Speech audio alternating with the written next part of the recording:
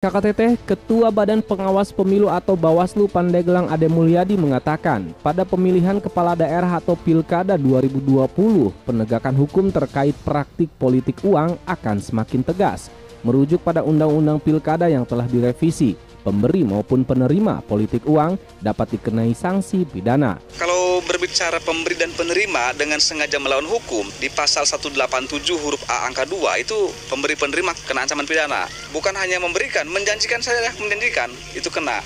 Pada pasal 187A ayat 1 Undang-Undang tentang Pilkada diatur, setiap orang yang sengaja memberi uang atau materi sebagai imbalan untuk mempengaruhi pemilih, maka orang tersebut dipidana penjara paling singkat 36 bulan dan paling lama 72 bulan, plus denda paling sedikit 200 juta hingga maksimal 1 miliar rupiah. Pada pasal 187A ayat 2 diatur ketentuan pidana yang sama diterapkan kepada pemilih yang dengan sengaja melakukan perbuatan melawan hukum, menerima pemberian atau janji sebagaimana dimaksud pada ayat 1.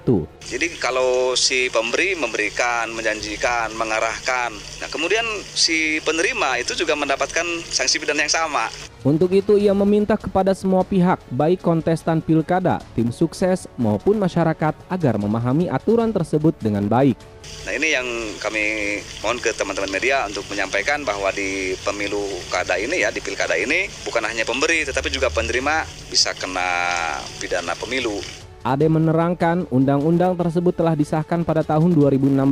Penerapan aturan tersebut akan diterapkan pada Pilkada Pandeglang 2020, mengingat pada Pilkada 2015 aturan tersebut belum berlaku. Untuk mekanisme aturan tersebut, masyarakat dapat melaporkan dugaan praktik politik uang ke Panitia Pengawas Pemilu atau Panwaslu. Identitas pelapor sendiri akan dirahasiakan. Diharapkan masyarakat secara aktif bekerja sama dengan Bawaslu dalam melakukan pengawasan Pilkada 2020.